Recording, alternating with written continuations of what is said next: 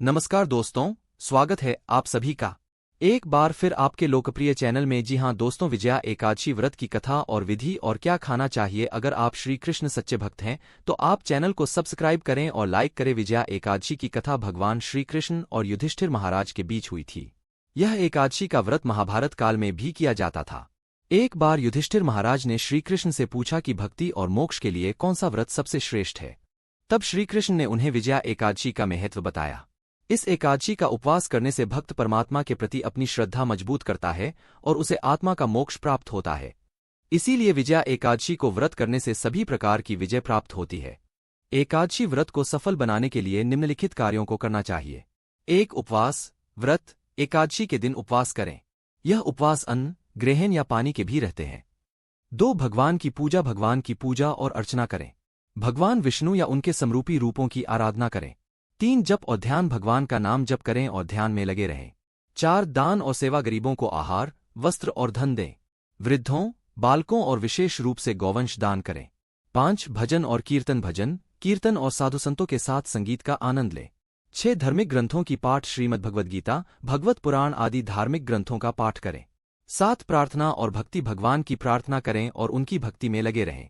ये आम तौर पर किए जाने वाले कार्य हैं, लेकिन आप अपने विशेष आदर्शों और धार्मिक आचार्यों के मार्गदर्शन के अनुसार अपने उपवास को और अधिक महत्वपूर्ण बना सकते हैं। एकादशी व्रत पर क्या क्या खाना वर्जित है। एकादशी व्रत में निम्नलिखित भोजन वर्जित होता है। पूर्व काल की बात है, एक अत्यंत शोभित नगरी थी जिसका नाम था भद्रावती। यह नगरी धन्य से भरपूर धार्मिक लोगों से व्याप्त हुआ करती थी। उस नगरी के सम्राट महाराज सुकेतुमान थे। तुमान एक महान राजा थे। उनके राज्य में प्रजा अत्यंत सुखी और समृद्ध थी। महाराज ने अपनी प्रजा का पालन खुद की संतान की भांति किया। प्रजा को कभी किसी चीज की कमी नहीं पड़ने दी। महाराज अत्यंत धार्मिक, ईश्वर पर आस्था रखने वाले तथा दान धर्म करने में व्यस्त रहते थे। महाराज की पत्नी का नाम चंपा था, जो चरित्रवान, गुणवान तथा पतिव्रता नारी थी। वे सदैव ईश्वर की भक्ति में लीन पूजा पाठ तथा धार्मिक अनुष्ठान किया करती थी, किंतु दुर्भाग्य से अनेक वर्ष बीत जाने के बाद भी उनकी कोई संतान नहीं हुई है। उनके वंश को आगे बढ़ाने वाला कोई नहीं था, जिससे महाराज सदैव चिंतित रहते थे। इससे केवल राजा भी दुखी नहीं थे, बल्कि राजा की प्रजा और महाराज के पितृ भी परलोक में दुखी रहा करते थे।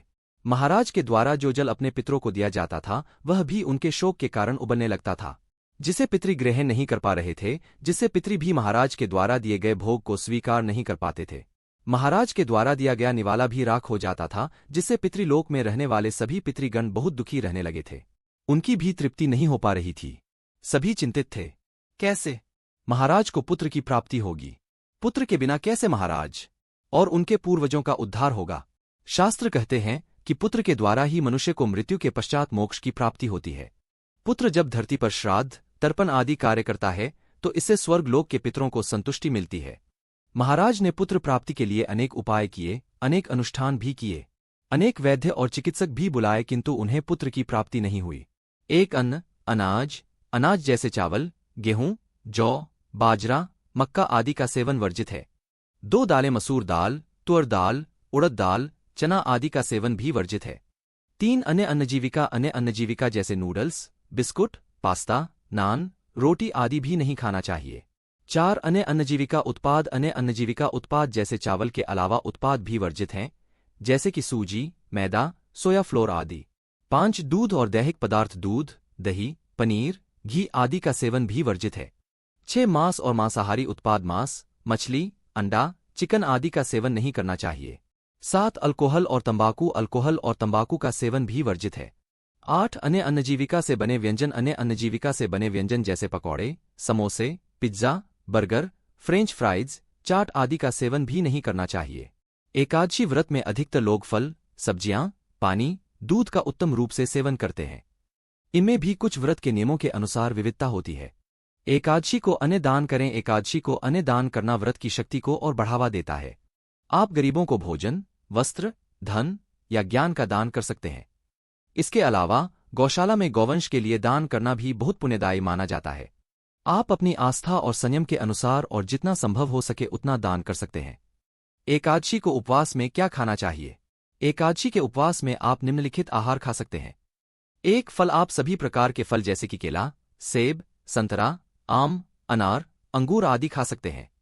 2 सब्जियां। शाकाहारी सब्जियां जैसे कि लौकी, तोरी, शिमला मिर्च, गोभी, पत्ता गोभी, पालक, भिंडी आदि खा सकते हैं। 3. दूध और दैहिक पदार्थ। अधिकांश लोग दूध, दही, पनीर, गेहूं के ब्रेड, साबुदाना, सूजी के हलवे आदि का सेवन करते हैं। 4. अन्नजीविका। अन्नजीविका से बने व्यंजन जैसे कि साबुदाना खीर, फलेरी, साबुदाना खिचड़ी आदि खा सकते हैं। 5. नट्स और ड्राई फ्रूट्स। अखरोट, काजू, बादाम, खजूर, मुनक्का, किशमिश आदि जैसे नट्स और ड्राई फ्रूट्स का सेवन कर सकते हैं। 6. अन्य पदार्थ। दूध, चाय, कॉफी, जलेबी, रसगुल्ला, चावल के आटे के लड्डू, सिरका, अदरक, लहसुन, हरा धनिया, नींबू, मिर्च, खारा, नमक आदि का सेवन वर्जित होता है। ये आहार उपवास के दौरान सामान्यतः सेवन किए जाते हैं, लेकिन आप अपनी आस्था और